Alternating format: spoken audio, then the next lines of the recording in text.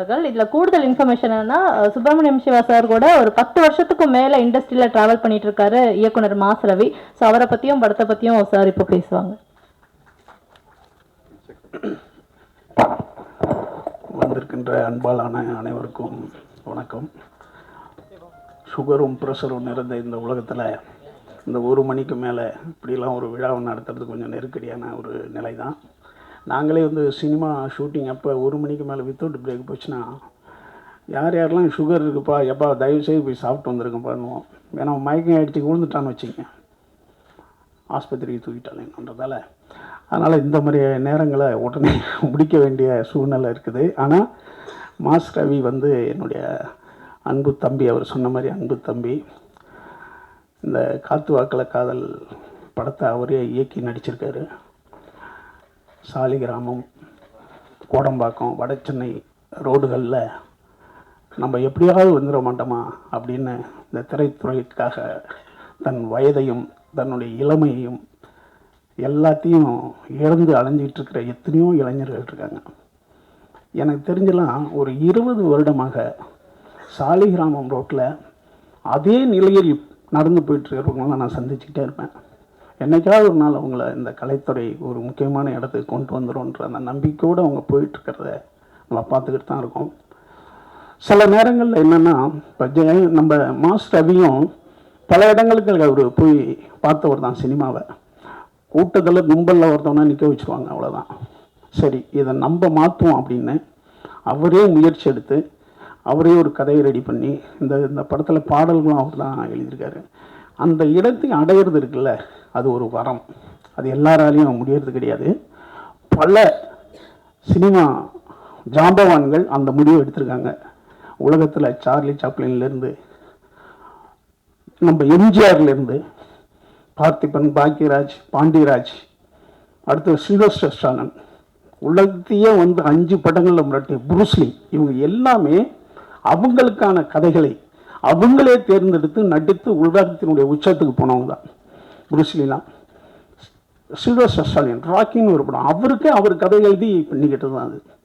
Charlie, இந்த மாதிரி நிறைய ஒரு அற்புதங்களை வரமாக பண்ணவங்க நிறையா பேர் இருக்காங்க.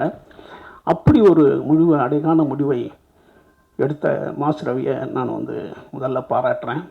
அடுத்தது அதை நம்பி தயாரித்த தயாரிப்பாளர், இணை தயாரிப்பரை நான் பாராட்டுறேன். அடுத்தது இந்த படத்தில் நடித்த அனைத்து கலைஞர்களும் மிகப்பெரிய நிலையில் வரணும்னு நான் வாழ்த்துறேன். அடுத்த டெக்னீஷியன்ஸ், நல்லா அந்த கடைசியாக போட்ட அந்த மெலோடி ரொம்ப நல்லா இருந்தது, வாழ்த்துக்கள். அடுத்தது இந்த காதலையும் சினிமாவையும் பிரிக்க முடியாது. அவர் மத்திய அமைச்சர் அவர்கள், முன்னாள் மத்திய அமைச்சர்கள் சொன்ன மாதிரி புறநானூறு அகநானூறுலேருந்து திருக்குறள் வரைக்கும் ஒரு மாபெரும், அதாவது 3 அறம் பொருள் இன்பம். இன்பம்ன்றது தான் காதல். அறத்தோடு பொருள் சேர்த்து அந்த பொருள் மூலமாக ஒரு இன்பம் வரணும். காமத்துப்பால், அது காதல் சார்ந்தது தான். அதனால் நீங்கள் காதலை இல்லாமல் இந்த உலகத்தை பிரிச்செடுக்க முடியாது தான். கடவுளுடைய காதல் எத்தனை இருக்குது. சூஃபியினுடைய காதல், சூஃபி ஆட்கள்லாம் தன்னை காதலியாக நினைத்து கொண்டு கடவுளை காதலிப்பாங்க. அதான் சூஃபியினுடைய பாடல், சூஃபி காதல்கள். அடுத்தது பிராண காதல்கள், எல்லாம் காதலை நம்பி தான் இருக்குது. ஆனால் அது கரெக்டான வயசில் வந்தால் உங்களுக்கு நல்லது, கரெக்ட் இல்லாத வயசில் உங்களுக்கு வந்துருச்சுன்னா மனநோய், அது பிரச்சனையை ஏற்படுத்தும். அதான் காதலினுடைய ஆபத்து. அதனால் நீங்கள் காதல் பண்ணுங்க, அதை பாசமாக்கணும் அல்லது அன்பாக்கணும். ஒரு நாயின் மீதோ பூனை மீதோ வந்தால் அன்பு, அக்கா தங்கச்சி மேலே வந்தால் பாசம், ஒரு பெண்ணின் மீது வந்தால் காதல். அப்போ அந்த பெண்ணின் மீது எந்த வகையில் உங்களுக்கு காதல் வரணுன்றது ரொம்ப முக்கியமானது. அதனால் காதலை ரொம்ப ஜாக்கிரதையாக கையாளணும். அந்த காதலுக்கு மிக ஆபத்தானது கண்களை ஒருவன் சரியாக பயன்படுத்தலைன்னா அவன் ஆபத்தில் மாட்டிக்குவான்.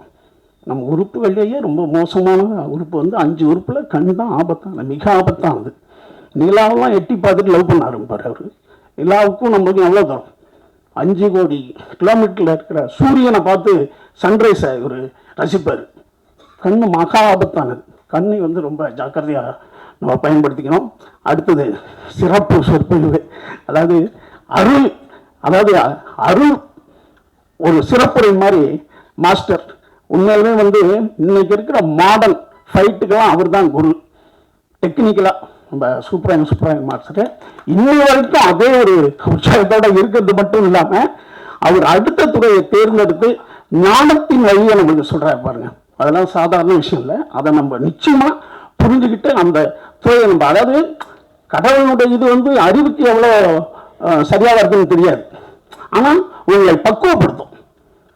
கடவுள் நீங்கள் நம்பிட்டீங்கன்னா நீங்கள் மூட நம்பிக்கை தான் நம்பணும், ஆனால் உங்களை பக்குவப்படுத்தும் ஆன்மீகம். அதில் எது சரியோ அந்த அளவுக்கு நம்ம எடுத்துக்கிட்டு போகணும். மிகச்சிறந்த ஒரு பாடலோடு ஆரம்பித்தார் திருப்புகழில். அருணகிரிநாதனுடைய மாபெரும் பாடல் இது. மாஸ்டருக்கு என்னுடைய நன்றியை தெரிவிச்சுக்கிறேன். முன்னாள் மத்திய அமைச்சருக்கு என்னுடைய நன்றியை தெரிவிச்சிருக்கேன். மாஸ்டர் ரவி இன்னும் பல உயரங்கள் போகணும் வாழ்த்துறேன்.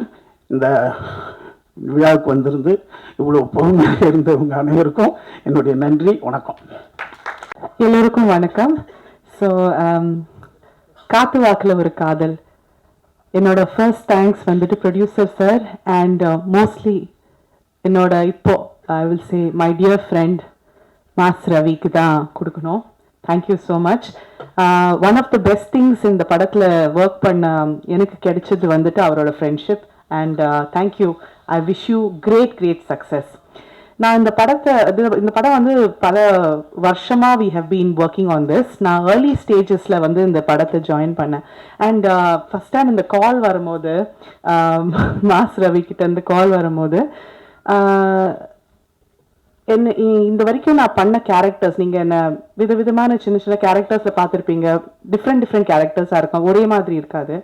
ஸோ ஃபஸ்ட் டைம் வந்து என்னை ஒரு நார்த் மெட்ராஸ் மதரா காஸ்ட் பண்ணுறதுக்கு யூனோ தாட் ப்ராசஸே எப்படி வந்ததுன்னு எனக்கு புரியல. பிகாஸ் நிறைய ஆப்ஷன்ஸ் இருக்காங்க அந்த மாதிரி கேரக்டர்ஸ் பண்ணுறதுக்கு ஆர்டிஸ்ட்டு. ஆனால் ஒரு ஹிந்திக்காரிய சாரி டு சே ஒரு ஹிந்திக்காரிய நார்த் மெட்ராஸ் மாமா பியூட்டிஃபுல்லாக ட்ரான்ஸ்ஃபார்ம் பண்ணியிருக்காரு. எனக்கு அது வந்து ஒரு பெரிய சேலஞ்ச். சின்ன ரோல் தான். So thank you so much Ravi. Because இப்போ எனக்கு அந்த நம்பிக்கை இருக்குது that I can also perform these characters. Thank you. இந்த படத்தோட ட்ரெய்லர் பார்க்கும்போது தான் எனக்கு இப்போ தெரியுது எந்த அளவுக்கு ஒரு டெடிகேஷன், ஒரு ஆக்ஷன் பேக்ட், ஒரு த்ரில்லராக இந்த படம் இருக்க போகுது.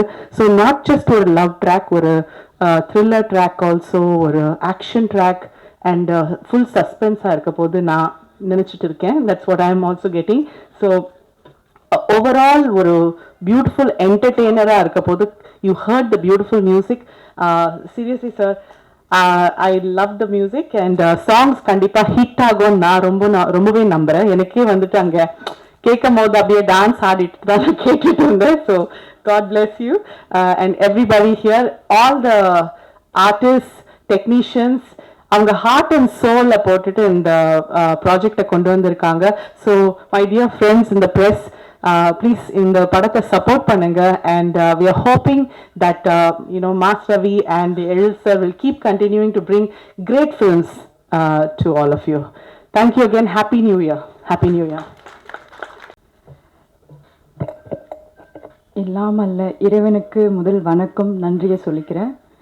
இங்கே வந்திருக்கும் ப்ரெஸ், மீடியா, கலைத்துறையில் இருக்கிற அத்தனை பேருக்கும் நன்றி.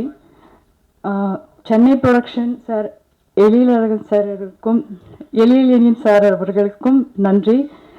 ஸோ இந்த வாய்ப்பு கொடுத்த மாஸ்டர் ரவி சார், என்னோட மாஸ்டருக்கும் கோடான கோடி நன்றியை சொல்லிக்கிறேன். எப்படின்னா என்னால் எக்ஸ்பிரஸ் பண்ண முடியல.